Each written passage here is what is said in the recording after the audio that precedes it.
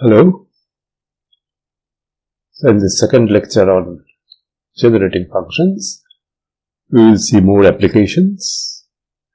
For example, in this counting compositions and partitions of positive integers. Also, at the end, I will introduce the concept of exponential generating functions. Okay. So let's start with the applications first. I start with a few recalling of concepts already introduced earlier. So ordered and unordered partitions of positive integers. So let n be a positive integer, natural number. Now we ask the question, in how many ways I can write n as a sum of positive summands? Okay. In how many ways can n be written as a sum of positive integers? So this is the basic question. And then, if I take into account or consider the different ways of arranging the summands, then we are talking about compositions, and if I ignore their order, rearrangements, I am talking about partitions. So we have defined this earlier. The order of the summands is important. We are talking about compositions. If not important, then we are talking about partitions. Okay. For example, all compositions of 4 are 4, 1 plus 3, 3 plus 1, 2 plus 2, 1 plus 1 plus 2, 1 plus 2 plus 1, 1 plus 1 plus 2 and 1 plus 1 plus 1 plus 1. So, I am treating, for example, 1 plus 3 and 3 plus 1 as distinct. Okay. Also, 1 plus 1 plus 2, 1 plus 2 plus 1, 1 plus 1 plus 2. These are also considered distinct compositions. Okay, so 1, 2, 3, 4, 5, 6, 7, 8. 8 compositions of 4. On the other hand, if I consider this and this as essentially the same sum, likewise this, and this as the same sum, we are talking about unordered partitions, which are also simply called partitions. So all partitions of 4 are therefore 4, 1 plus 3, 2 plus 2, 1 plus 1 plus 2 and 1 plus 1 plus 1 plus 1. So how many are there? 1, 2, 3, 4, 5. So 5 partitions, whereas 8 compositions for 4. Okay. So earlier we have deduced a formula that the number of compositions of n is 2 power n minus 1. We will re-deduce the same formula, but this time using the theory of generating functions.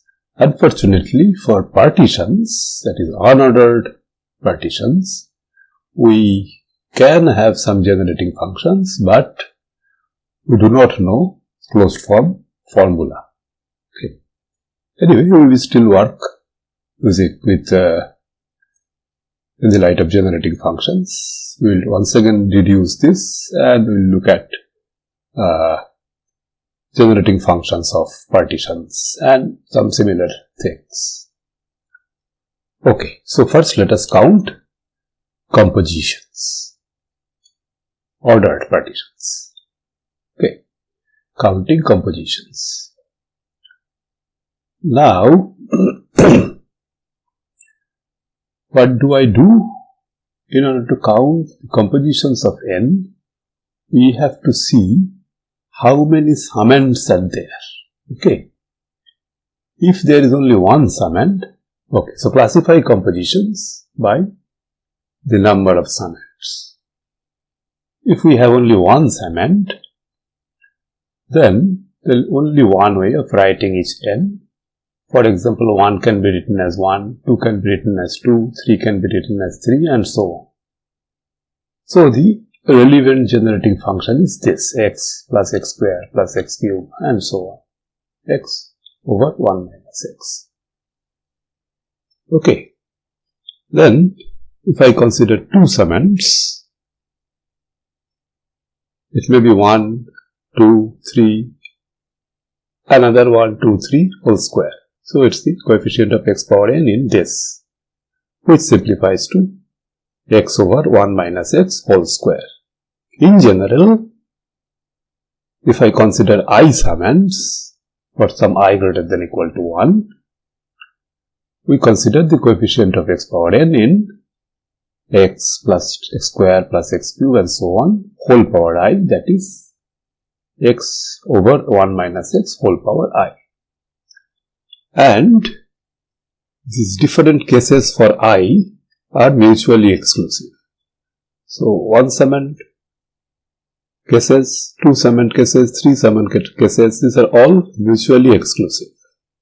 Therefore, the final generating function for the number of compositions of n is just the sum of all these things for different values of I. Okay. So, eventually I have this expression.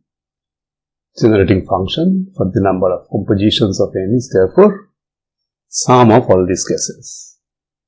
X over 1 minus x whole power I greater than equal to 1.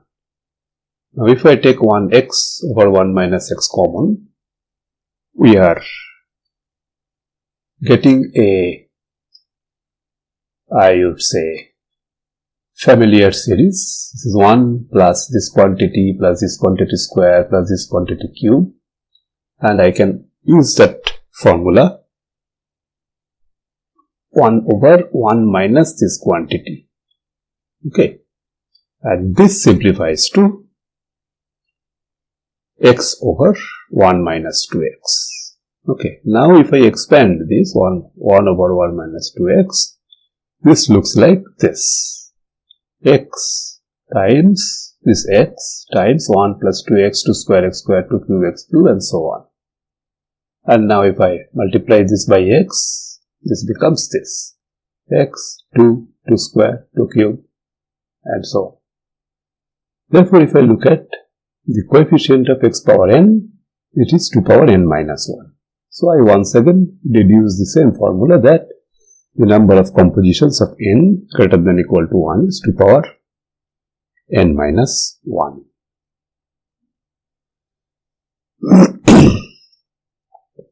Good. So this is a mechanical way of doing things using the same formula. Another interesting application of this is the next. We are also talking about compositions of n, but those that are palindromic. Okay, what does it mean? Let us look at compositions of 4. 2 plus 2. If I read from left to right and if I read from right to left, they are same. Here also 1 plus 2 plus 1, 1 plus 2 plus 1, 1 plus 1 plus 1 plus 1, 1 plus 1 plus 1 plus 1. Okay. So such compositions are called palindromic if they read the same forward and backward. Also let us take a look at compositions, palindromic compositions of 5. You see, these are all possibilities. 2 plus 1 plus 2, 1 plus 3 plus 1, and 1 plus 1 plus 1 plus 1 plus 1.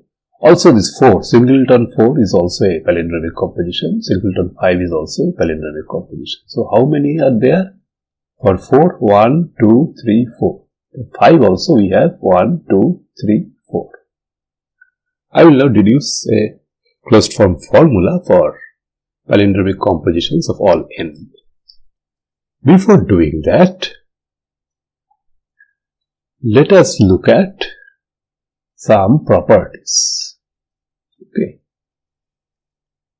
Since we are talking about palindromic compositions, if the number of summands is even, something like this, n has to be even because this sum must be the same. only I have written this in the reverse order.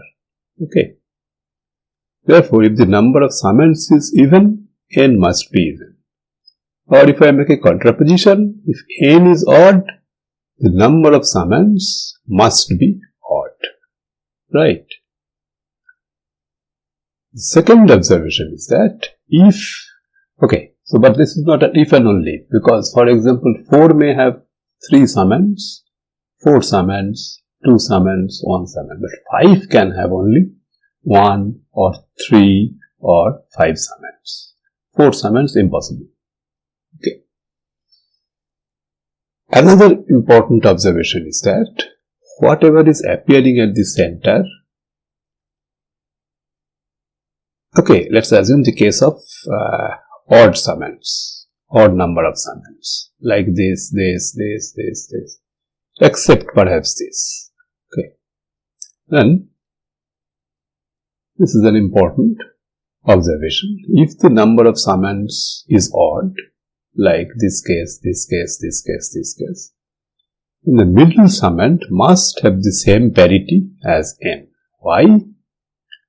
Because if I forget this middle quantity, then whatever appears here and whatever appears here are essentially the same thing. So just written in reverse order. Okay. So the sum of this part and this part, this part and this part, they must be same. Okay. So same quantity plus same quantity. So this gives an even number. And if I subtract it from this n, this parity and this parity, this parity and this parity, they must be the same. Another crucial observation is that if I have an odd summand case, then if I look at this left half and if I consider any composition of this part, then I can simply write that composition in the reverse order after this center. And the same is true for this. This center has a sign plus 2, and there are 2 compositions of 2, 2 and 1 plus 2. Sorry, no. Yeah, this one. Here the center has plus, here was also the center has plus. The 2 compositions of 2, 2 and 1 plus 1. And after this, I just write it in the reverse order. Okay. So this is an important observation. To the left of the center may be either something like this, a summand, or a plus symbol. The left of the center, I can take any arbitrary composition, and then to the right of the center, we write just the same composition in the reverse order. Okay. This gives us these 3 observations, 3 or 4 observations. Let us deduce explicit formulas for the count of palindromic compositions of n. Okay. So as you see, this introduces an inherent asymmetry between even numbers and odd numbers. So I have to consider these 2 cases separately. Let us first look at case of odd numbers. So in that case, we know that the number of summands must be odd. Okay. So it can be n itself. So that is just one case.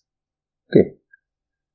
If we consider multiple summands, then we have already seen that the number of summands must be odd. Okay. Then also we have seen that whatever is sitting at the center, this is now a summand. It must have the same parity as n, that is, it must be odd. Okay. So the central summand must be odd. Odd means it can be any one of 1, 3, 5, 7 up to n minus 2. The case n I have already considered separately. Okay. Now, if 1 sits at the center, the total sum come from the two sides of this will be n minus 1 and that will be equally distributed to the two sides.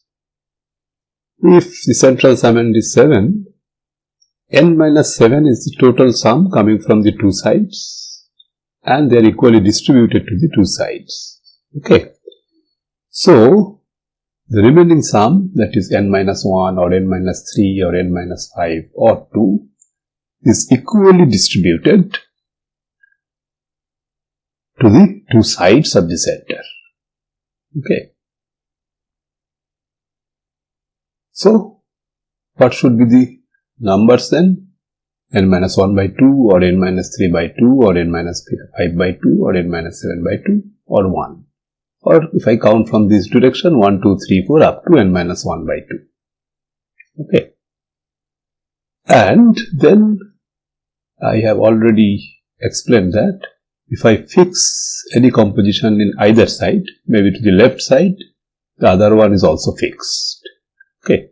So the total number of cases in this case is this one, the single case, one single case plus 2 power n minus 1 by 2 minus 1, 2 power n minus 3 by 2 minus 1 and so on.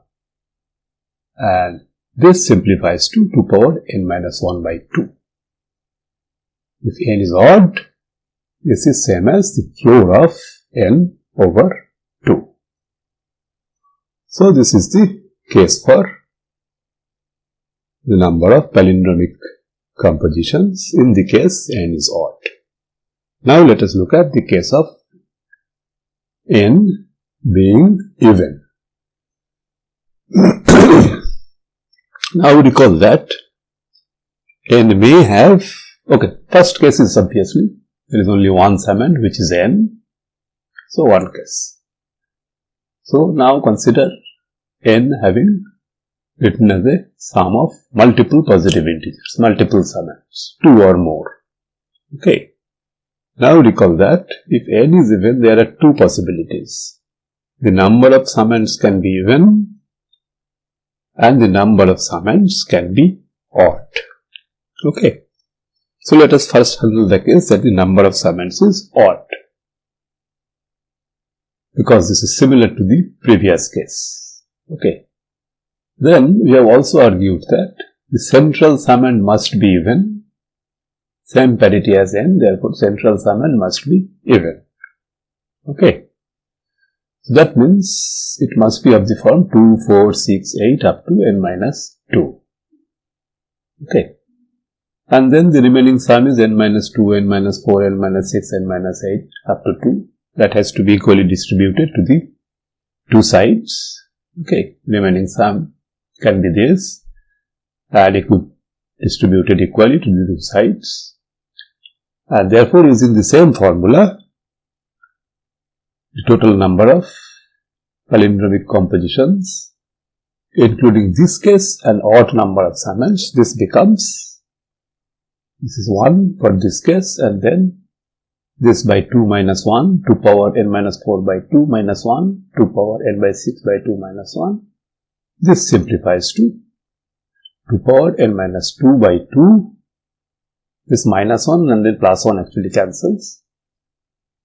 This is 2 power n by 2 minus 1. Now finally I consider the case that n consists of even number of summands. Okay. A sum consists of an even number of summands. Okay. If the number of summands is even, then what happens? A plus sign is sitting at the center. Therefore, to the left I will have n by 2, to the right of that plus I will have n by 2. That is, any composition of n by 2 gives a palindromic composition of n. And in this case, the count is 2 power n by 2 minus 1. Now, if I add these two counts up, I see that total count is 2 power n by 2 Since n is even, this n by 2 is also the same as the floor of n by 2. So this is the unifying formula, 2 to the power floor of n by 2, that holds in both the cases when n is even and n is odd. Okay. So we can derive a lot of things about compositions, but partitions are a bit more complicated. Let us now look at partitions. So we denote by P of n the number of partitions of n. Okay. And I want to find some handle on this P of n. Okay. Now, definitely, since order is not important, I need to count how many times each I in n may occur in this sum. Okay. So, I just say 1 appears 2 times, 2 appears never, 3 appears 5 times. That uniquely defines the sum. Okay. But then 2 times 1 plus 0 times 2 plus 5 times 3 plus whatever, sum must be equal to n. Okay. So, let us look at each I, this case of each I. So, 1 may occur never, or once, or twice, or thrice, or 4 times, and so on. And this leads to the power series 1 plus x square plus x cube and so on. And this is familiar thing, 1 over 1 minus x. 2 may occur similarly, never, or once, or twice, or thrice. But 2 will contribute 2, x square, x power 4, x power 6, something like that. So 2 may occur never, or once, or twice, or thrice, or so on. And this leads to this power series 1 plus x square plus x power 4 plus x power 6 plus x power 8 and so on. And this simplifies to 1 over 1 minus x square. In general, any I may occur never, or once, or twice, or thrice and so on. And this gives this power series 1 plus x power I plus x power 2i plus x power 3i and so on. And once again, this is a familiar thing, 1 over 1 minus x power I. Now to sum up, you have to multiply all the things, okay, for all values of I. Okay. Whenever you are considering partitions of n, okay, so in order to get this desired generating function, okay, so you multiply all these things for I greater than or equal to 1. But this is an infinite product, it's not a very good thing, and it's difficult to simplify this any further. Of course, if you are interested in the partitions of n, we do not require these factors for I greater than n. Despite that, the formula does not simplify much to give us something like a closed form expression of P of n. So, this does not help actually. We still do not get any closed form formula for P of n. But at least we can see that this is the generating function of P of n. That's not, I would say, a bad achievement. Okay, we do not have any, at least I can use this for counting P of n for given values of n, like 100 maybe. Okay. Okay, so that's not too bad. Now, I consider two different types of partitions. For them also I do not have explicit formulas, but their generating functions are interesting. First, let us count the partitions of n with distinct summands. Okay, so here is an example. Okay, so PD of n is the number of partitions of n in which all the summands are distinct. Okay. So, for example, if I consider 7, these are only possibilities. 7 itself 1 plus 6, 2 plus 5, 3 plus 4 and 1 plus 2 plus 4. Therefore, P distinct 7 is 5. Okay. And now I want to find the generating function of this series PDN. So now note that each I may occur once or never. Okay, it cannot be repeated. So each I in N can occur either 0 time or 1 time in the sum. Therefore, the relevant series for any I is 1 plus x power I. Other terms will not be present. And the generating function of this will be the product of all these things. Okay. Generating function of PDN is 1 plus x, 1 plus x square, 1 plus x cube and so on. All I greater than equal to 1, 1 plus x power I. This is still an infinite thing and I can truncate it at I equal to n. After I equal to n, this still does not give us any explicit formula. Then I look at a third example of partitions where I consider only odd summands. 1, 3, 5, 7, 9. Only these things can appear as summands. Okay. And now let us see. And let us give this name PO of n is the number of partition of n with odd summands. For example, 7 can be written as 7, 1 plus 1 plus 5. This is repeated, but all summands are odd. 1 plus 3 plus 3, 1 plus 1 plus 1 plus 1 plus 3 and 7 ones. So 1, 2, 3, 4, 5. Okay. So PO7 is 5. Like PD7 equal to 5, PO7 is also equal to 5. We will soon see that this is no coincidence. This is the rule actually. Anyway, I'll come to that. But let me first find a generating function for this PON. Now, of course, only 1, 3, 5 and 5, 7, 9. The odd numbers are allowed in the sum.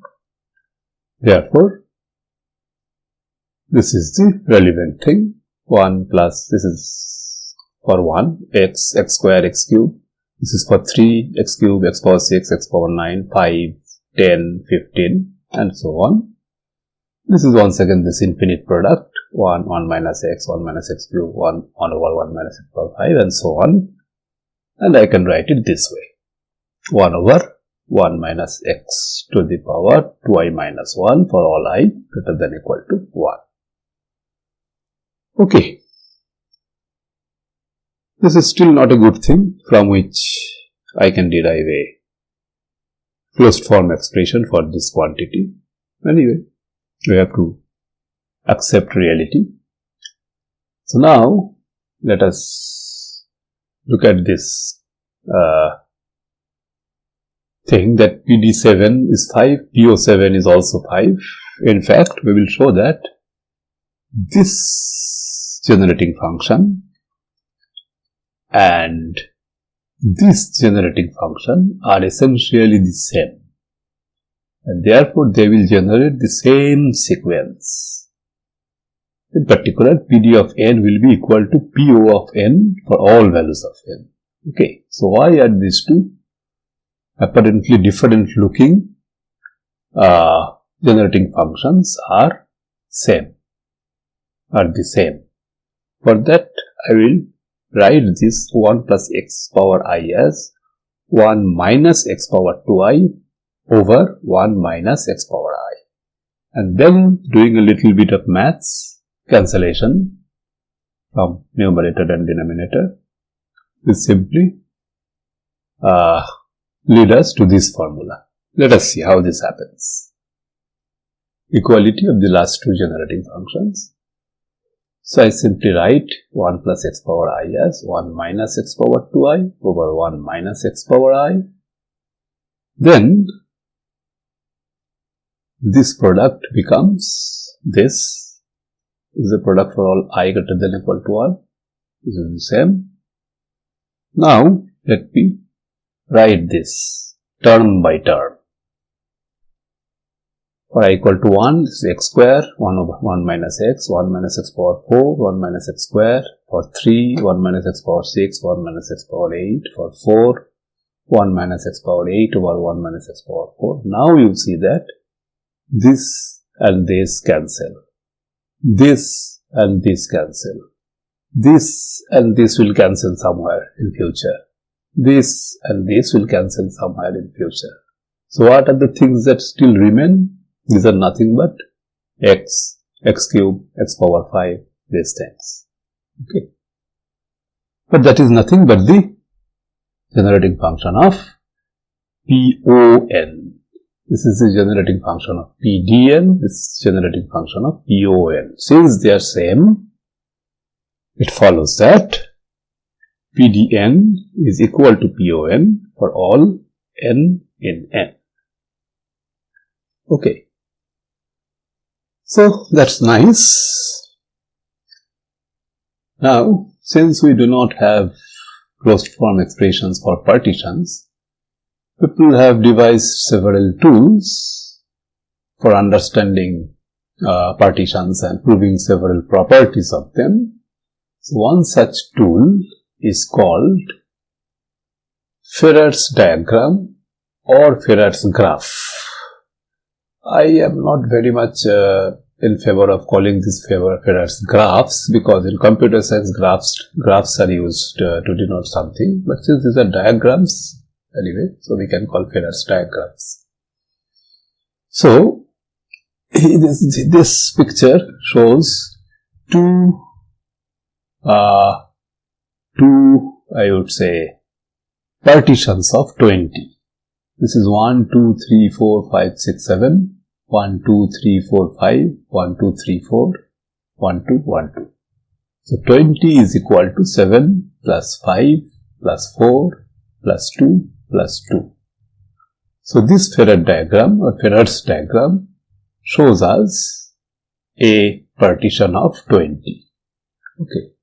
So this Ferrers diagram also shows us a partition of 20. This is 5 plus 5 plus 3 plus 3 plus 2 plus 1 plus 1. Okay. So this diagram shows this partition. This diagram shows this partition. Now if I carefully look at these two, we see that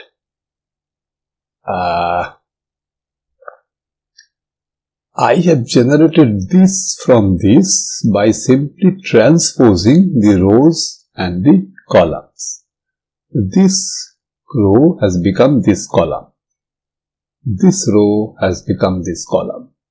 This row has become this column. This row, this column, this row, this column. Okay.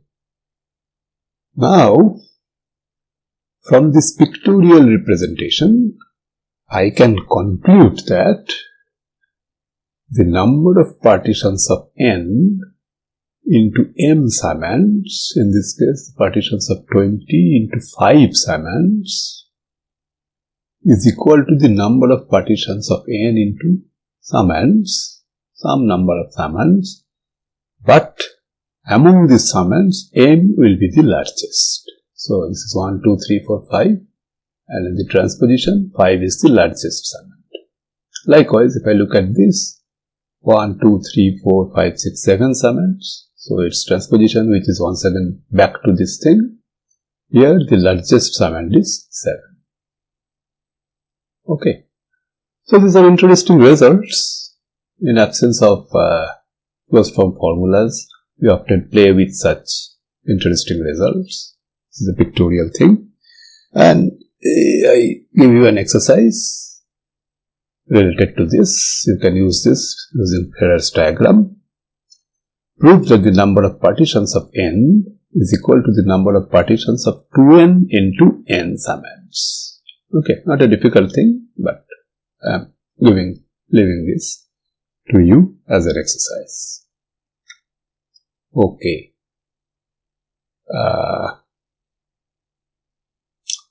Fine. So, That's all about generating functions and their applications. I now introduce a new type of generating functions called exponential generating functions. So far, we are mostly interested in combinations. These exponential generating functions have something to do with permutations. Why? To motivate you, let us look at the binomial expansion of 1 plus x power n. So I am writing it in this form. This is actually n choose 0, n choose 1, but I am writing this way. Cn0 plus Cn1x, Cn, 2x square and so on. So this is the generating function of Cn0, Cn1, Cn2, Cn, and then this is followed by 0, 0, 0, 0, 0. If I now write this expansion in terms of the permutation coefficients p and I, then this will look like this. Pn0 over factorial 0, Pn1 over 1 factorial x, Pn2 2 factorial over 2 factorial x square, Pni I factorial x power I, and so on. Okay. So this leads us to the following concept. Now consider, instead of this very specific sequences, let's say a0, a1, a2, an be an infinite sequence of real numbers, maybe complex numbers, not a problem. The ordinary generating function of the sequence is nothing but a0 plus a1x plus a2x square and so on. We have defined this quantity as the generating function of this sequence. Now, since another type of generating functions is in the scene now, I want to highlight that this is the ordinary generating function. However, we may make the convention that if we simply say generating function, we always imply ordinary generating function. Anyway, so what about this new concept? Okay, the new concept is exponential generating function. The same thing, only thing is that 0 factorial, 1 factorial, 2 factorial, this will now appear in the denominator. Okay, so the exponential generating function is a0 over 0 factorial plus a1 over 1 factorial times x, a2 over 2 factorial times x square and so on. Okay, and now as I mentioned, as this tends to motivate us, these exponential generating functions are used for counting permutations or arrangements. Okay, whereas these ordinary generating functions are typically used for counting combinations. Okay. Anyway, let us look at a few examples and applications of these exponential generating functions before I stop today. Some simple examples. We know that e to the power x is 1 plus x square by 2 factorial and so on. So this is the exponential generating function of 1, 1, 1, 1, 1, the constant sequence 1. Also, this is the ordinary generating function of 1. Actually, over 0 factorial is not written here. Likewise, 1 over 1 factorial, 1 over 2 factorial, 1 over 3 factorial, and so on. Okay, so that's a simple example. Another example could be this: e power x plus e power minus x by 2. This is, I think, cos hyperbolic x. So this x cube, these terms will cancel. So we will have something 1 plus x square by 2 factorial, x power 4 by 4 factorial, and so on. This is the exponential generating function of 1, 0, 1, 0, 1, 0, and so on. Likewise, if I consider the sine hyperbolic function, e to the power x minus e to the power x minus e to the power minus x by 2, only odd terms will be there. X cubed by 3 factorial, x5 by 5 factorial. This is the exponential generating function of 0, 1 is not there, 0, 1, 0, 1, 0, 1, 0, 1, and so on.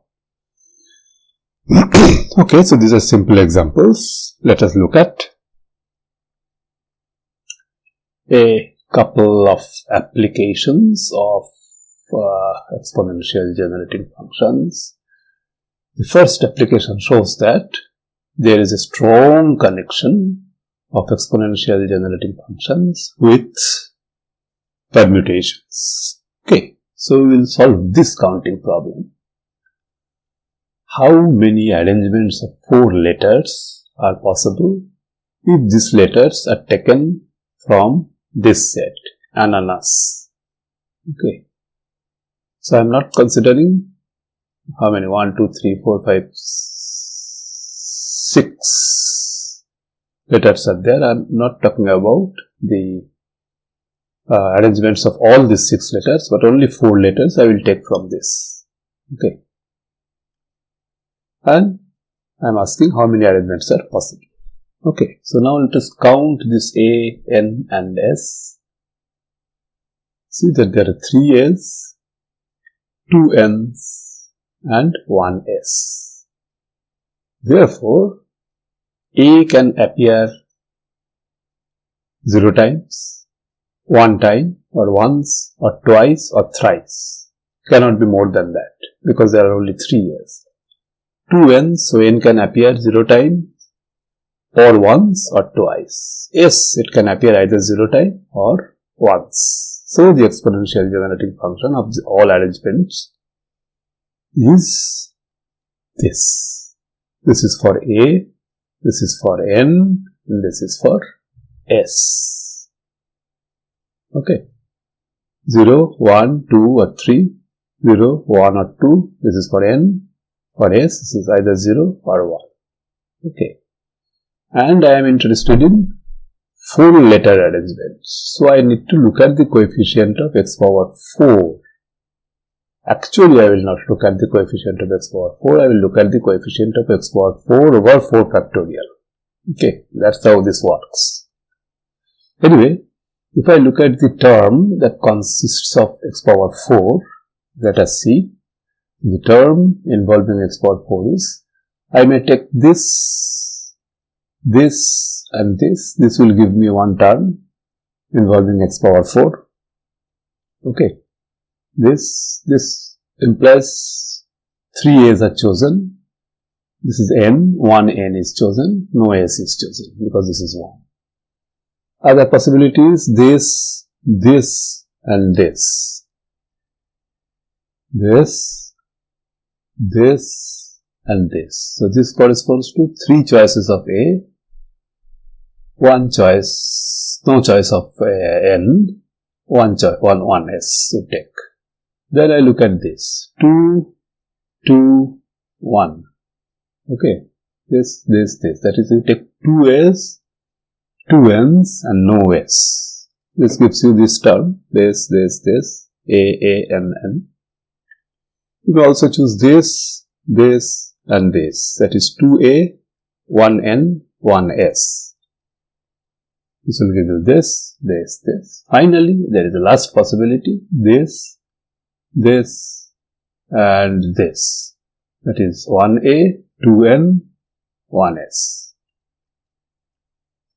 1A, 2N, 1S. So this. Okay. So this will give me all the x power 4 thing in the final product. And I am interested in not the coefficient of x power 4, but the coefficient of x power 4 over 4 factorial. That will be 4 factorial by 3 factorial, 4 factorial by 3 factorial, 4 factorial by 2 factorial times 2 factorial, 4 factorial by 2 factorial, 4 factorial by 2 factorial. That is precisely this first thing, the number of permutations of AAAN. This is precisely the number of permutations of AAAS. This is precisely the number of permutations of AANN. Here AA, 1N, 1S. Here also 1A, NN and S. Okay. So, this example illustrates that exponential generating functions are essentially related to counting permutations or arrangements. Okay. Fine. Okay. Fine. So this is our first application. As a second application, I show once again an arrangement counting problem. So this is second application. So the question is, how many strings of length n greater than 0, that is the reason why I am not considering n equal to 0, are there over the 4-letter alphabet A, B, C, D, such that the following two conditions hold. Okay. The number of C's is odd and the number of D's is even. A's and B's may occur any number of times, odd or even, no restrictions. For C it is odd, for D it is even. Now, a string is an ordered quantity. So if you say your string contains 5 A's, 6 B's, 3 C's and 8 D's, it does not specify the string. You have to precisely say where these 5 A's, 3 B's or whatever I told, 6 B's, 3 C's and 8 D's they occur. Okay. Therefore, this is essentially I am talking about the arrangement of n symbols coming from ABCD with the restriction that the number of C's is odd and number of D's is even. No restriction on number of A's and number of B's. Okay. So, since this is the case, the exponential generating function is 1 plus x square over 2 cube plus x cube over 3 factorial, x square over 2 factorial plus x cube over 3 factorial and so on. This pertains to A and B, so two things, so square. For C, the number must be odd. So 2, 0, 4, these are not allowed. So we should consider only x plus x cubed by 3 factorial plus x power 5 by 5 factorial and so on. Finally, the number of D's must be even. Therefore, I will consider 0 D's or 2 D's or 4 D's or 6 D's and so on. And if I multiply this, this will be now the exponential generating function of the number of strings of length n satisfying these two conditions. Okay. Let us do this. It's simple algebraic manipulation now. So this is nothing but e power x whole square. This is nothing but sine hyperbolic x. This is nothing but cos hyperbolic x. Okay. And we know their explicit formulas. E to the power x whole square, e to the power 2x. This is e to the power x minus e to the power minus x over 2. This is e to the power x plus e to the power minus x over 2. Let us now do some little bit of playing with this. This is 1/4 times e to the power 2x, e to the power 2x minus e to the power minus 2x, fairly straightforward. Now I introduce this inside this. This gives me 1/4 e to the power 4x minus 1. And if I now expand this e to the power 4x, this will look like 1/4, 4x whole power n factorial, but the first term will vanish, 1 minus 1. So this is valid for n greater than equal to 1. Okay. So now if I look at the coefficient of x power n over n factorial, this number will be 1/4 times 4 times n. Okay. So the coefficient of x power n over n factorial is 4 power n minus 1, and this is precisely the number of these strings. Okay. Okay, it may be good and interesting exercise to enumerate all strings of length 1, 2, 3 and see that this count is exactly coming. Maybe I will do it for n is 1. If n is 1, this condition 1 implies that the only possible string is C. Okay. N is 2.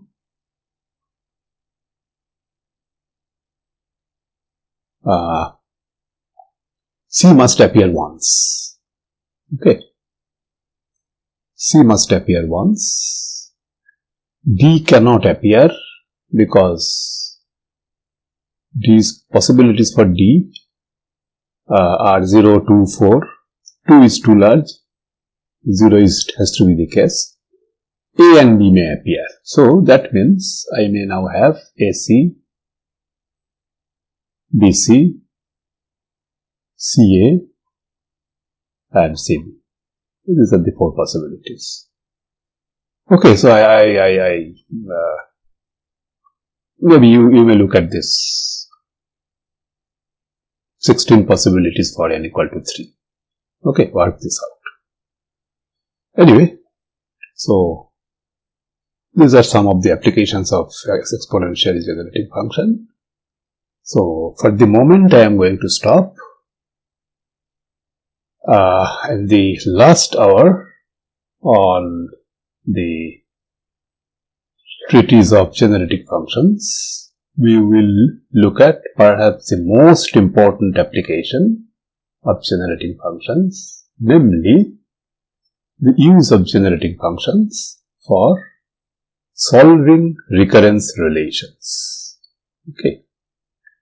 In the next chapter, you will see mechanical procedures for solving the so-called linear recurrences, but we will give you a justification why